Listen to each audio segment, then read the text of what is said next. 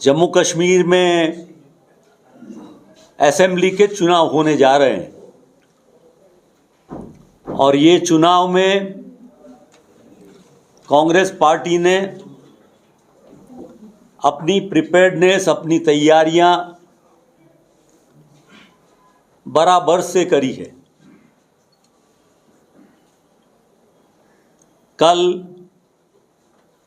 हमारी political affair committee की meeting में हमारे सीनियर लीडरों ने बड़ी लंबी चर्चा की है। जिस तरह से 2014 के बाद जम्मू कश्मीर में चुनाव नहीं हुए, 2019 से स्टेटहुड छीन के एलजी के पावर लगाए गए और सुप्रीम कोर्ट ने तो इतना ही कहा था कि गाइडलाइन दी थी कि आप सितंबर में जम्मू कश्मीर के असेंबली के चुनाव जल्द से करा दें। अब ये तो चुनाव कराना नहीं चाहते थे, एलजी का रूल ही चलाना चाहते थे, दिल्ली से ही चलाना चाहते थे, एमएचए द्वारा ही चलाना चाहते थे। लेकिन अब सुप्रीम कोर्ट ने कहा तो इन्होंने चुनाव तो कराने की तैयारियां शुरू की, लेकिन वो चाहते थे कि पूरे पावर्स उन्हीं के पास रहे। स्टेटहुड को छीन लिया और एलजी को पूरा पावर दे दिया।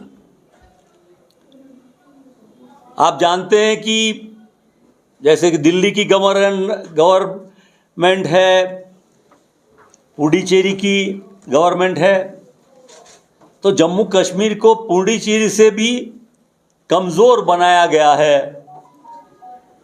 चाहे फाइनेंस की बात हो, लॉ एंड ऑर्डर की बात हो, चाहे ट्रांसफर की बात हो, चाहे आईएएस ऑफिसर्स की बात हो, और इम्पोर्टेंट इश्यूज जहां जनता के चुने हुए नुमाइंदे एमएलएस जनता की बात को लेके असेंबली में रखें और चुनी हुई सरकार अपना एडमिनिस्ट्रेशन चलाए, उसके खिलाफ डिसीजन ये बीजेपी की गवर्नमेंट ने एलजी के द्वारा लिए हैं। एक तरफ उन्होंने ये कहा था कि जम्मू कश्मीर में जितने भी वो बदलाव लाए हैं, डिसीजन उन्होंने लिए हैं, और पहले भी कहा था जैसे नोटबंदी करेंगे, टेररिज्म ख़त्म करेंगे, जम्मू कश्मीर में नॉर्मल सी लाएंगे, जम्मू कश्मीर में खुशहाली लाएंगे। तो आप सब ने, हम सब ने, जनता ने देखा कि जम्मू कश्मीर की जनता के हालात धीरे धीरे और बिगड़ गए। हमें ये सवाल पैदा होता है, केंद्र सरकार उनकी है, पिछले 2 चुनाव के बाद भी उनकी सरकार आई और उसके बाद भी ये चाहते हैं कि वो प्रॉक्सी गवर्नमेंट एलजी के द्वारा चलाए। तो उसकी वजह क्या हो सकती है? तो जब आप इसका पॉलिटिकल एनालिसिस और स्टडी करें तो ये साफ होता है कि भारतीय जनता पार्टी जम्मू कश्मीर को एक्सप्लॉइट करना चाहती है। जैसे अंग्रेजों ने देश को एक्सप्लॉइट किया, ये जम्मू कश्मीर के रिसोर्सेस, यहाँ का ह्यूमन रिसोर्सेस और यहाँ जो कुछ भी हो रहा है उसको वो एक्सप्लॉइट करना चाहते हैं एलजी के द्वारा। और अगर चुनाव करा भी देते हैं, नई गवर्नमेंट फॉर्म होती है, तो वो जैसे म्यूनिसिपैलिटी हो जिसके पास ज़्यादा कोई पावर ना हो, ऐसे हालात ये एलजी के द्वारा करना चाहते हैं। और एक तरफ टेररिज्म को ख़त्म करने की बात करने वाले लोग, आपने देखा कि जम्मू रीजन में भी टेररिज्म बढ़ा है, कश्मीर में भी बढ़ा है, और ये बातें बढ़ती जा रही। महंगाई, बेरोज़गारी, युवाओं के लिए तकलीफ़, ना हेल्थ में, न एजुकेशन में, न किसी भी चीज़ में ये बीजेपी की केंद्र सरकार एमएचए द्वारा या एलजी के द्वारा कोई फर्क नहीं कर रही है।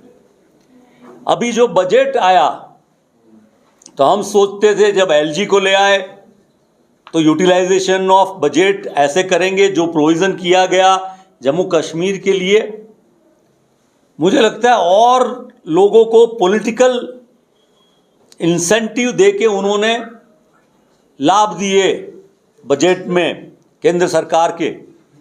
लेकिन जम्मू कश्मीर की जनता को जो वादे किए थे, चाहे प्राइम मिनिस्टर हो, चाहे होम मिनिस्टर हो, चाहे डिफेंस मिनिस्टर हो, उन्होंने कोई भी वादा निभाया नहीं, ऊपर से जम्मू कश्मीर को कमज़ोर कर दिया। अगर बजट बढ़ा देते खुशहाली लाने के लिए, महंगाई कम करने के लिए, और अभी जम्मू कश्मीर में जो सरकारी जगहें खाली हैं वो जगहों को भरने के बारे में भी उन्होंने कोई बात की होती तो मुझे लगता कि वो अच्छा काम कर सकते थे। भी करके उनको यहाँ शासन चलाना है, सरकार चलानी है। पर जम्मू कश्मीर की जनता ने ये तय कर लिया है, कुछ भी होगा फिर भी जम्मू कश्मीर में से बीजेपी को वो भगा के रख देंगे, उनकी सरकार को यहाँ नहीं आने देंगे, ऐसा यहाँ की जनता ने तय कर लिया है। हमारी लीडरों की जो मीटिंगें हैं उसमें काफ़ी बातों की चर्चा हुई, चुनाव के बारे में भी चर्चा हुई।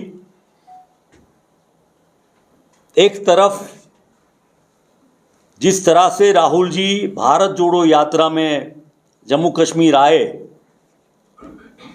और नफ़रत छोड़ो भारत जोड़ो, नफ़रत के बदले मोहब्बत की दुकान खोलो, और राहुल जी के प्रति जम्मू कश्मीर की जनता ने जो प्यार दिखाया, आशीर्वाद दिया उनको, तो अब लोग धीरे धीरे, सभी लोग धीरे धीरे कांग्रेस पार्टी में ज्वाइन हो रहे हैं। आने वाले चुनाव में अच्छी तरह से बहुत सारे लोग कांग्रेस में जुड़ेंगे।